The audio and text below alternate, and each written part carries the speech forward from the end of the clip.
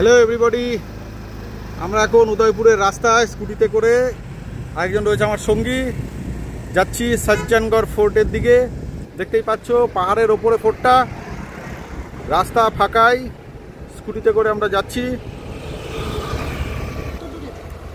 পাহাড় পার করে আমাদের যেতে হবে ওই যে ওপরে দেখা যাচ্ছে।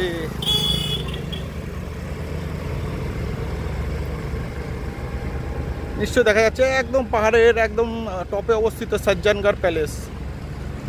আমাদের এই পাহাড় টপকে রাইড করে ওই পাহাড়ের ওপরে চলে যেতে হবে। আস্তে আস্তে আমরা উঠে যাচ্ছি পাহাড়ের ওপর দিক দিয়ে, পাহাড়ের রাস্তায় বাইকিং। যাই হোক, ছোট্ট একটা অ্যাক্সিডেন্ট হয়ে গেছে, ভেরি টাফও আছে জার্নি। যাই হোক, ছোট্ট একটু অ্যাক্সিডেন্ট হয়ে গেছিলো পাহাড়ের রাস্তা, এই প্রথম তো, ভেরি টাফ। সত্যি কথা, নতুন অভিজ্ঞতা, নতুন অ্যাডভেঞ্চার জীবনে। ওই ওপরে যেতে হবে আমাদের, তারপরে সজ্জনগড় প্যালেস। ধীরে ধীরে যাই দেখি। তখন রাস্তার সাইডে হঠাৎ করে একটু গাড্ডা টাইপের চলে এসেছিলো, ওই যে দেখা যাচ্ছে গাড্ডা টাইপের। ওই গাড্ডার মধ্যে মানে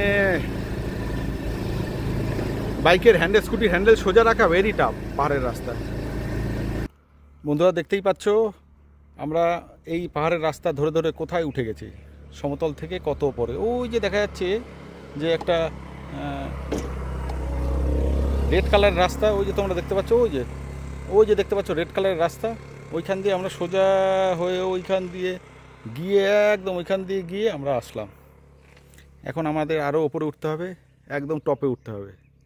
সত্যি মানে পাহাড়ের রাস্তায় অনেকে রয়্যাল এনফিল্ড নিয়ে বেড়াতে যায়, ওর মজাই আলাদা। আমি আজকে অনুভব করছি এই স্কুটি নিয়েই।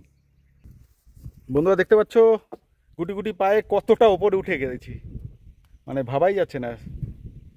অসাধারণ সুন্দর ভিউ। আমাদের আরও এখনও এখান থেকে 1.5 কিলোমিটার দেখাচ্ছে, মানে 1.5 কিলোমিটার এখনও উপরে উঠতে হবে পাহাড়ের। এখানে আমি ভিউটা দেখাচ্ছি একটু দাঁড়িয়ে। অসাধারণ অসাধারণ। নেট নেই এখানে। এই পাহাড়ের রাস্তায় মিররগুলো দেখিয়ে দেয় এই বাঘগুলো এতটাই সংকীর্ণ বাঘ থাকে, ভয়াবহ বাঘ থাকে, ভয়ঙ্কর বাঘ থাকে।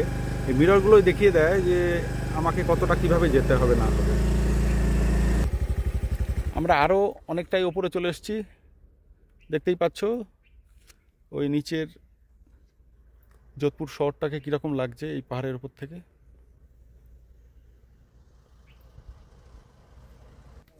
যাই হোক, শেষ পর্যন্ত আমরা আমাদের গন্তব্যে এসে পৌঁছালাম। অসাধারণ অভিজ্ঞতা। এখান দিয়ে আমরা ঢুকবো, আমরা ভেতরে গিয়ে দেখছি এই মনসুন প্যালেসের একদম টপ থেকে উদয়পুর শহরের ভিউ। সজ্জনগড় প্যালেস। আমরা পৌঁছে গেছি সজ্জনগড় প্যালেসের মূল সিঁড়িতে। আস্তে আস্তে আমরা উপরে যাব। ওরে বাবা, হাঁপিয়ে গেছি পুরো একদম। এবার পৌঁছে গেছি আমরা মূল ভবনের একদম সামনে। হাঁপিয়ে গেছি, অনেকটাই সিঁড়ি, অনেকটাই রাস্তা হেঁটে আসতে হলো। অসাধারণ অসাধারণ। ওটাই দেখাচ্ছি তোমাদের বন্ধুরা। আমি এখন একদম সজ্জনগড় প্যালেসের একদম সামনে। এখান থেকে যোধপুর শহরটার একদম পুরোপুরি ভিউ দেখা যায়, একদম ক্লিয়ার, স্পষ্ট।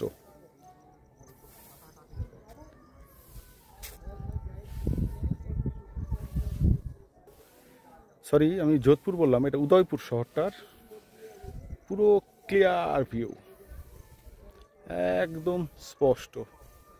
পুরো রাজা নিজেই তার নিজের উদয়পুরটা সম্পূর্ণ এখান থেকেই দেখতে পারতেন, কোথায় কি হচ্ছে না হচ্ছে। এখানেও দেখতে পাচ্ছি প্রচুর বিদেশিদের আগমন।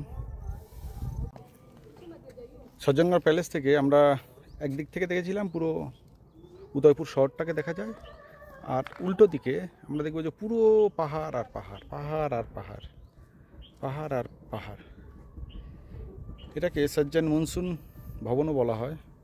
অর্থাৎ আবহাওয়া যখন খুব গরম হয়ে যেত তখন সজ্জনগড়ের রাজা এই ভবনে এসেই দিন কাটাতেন আর কি।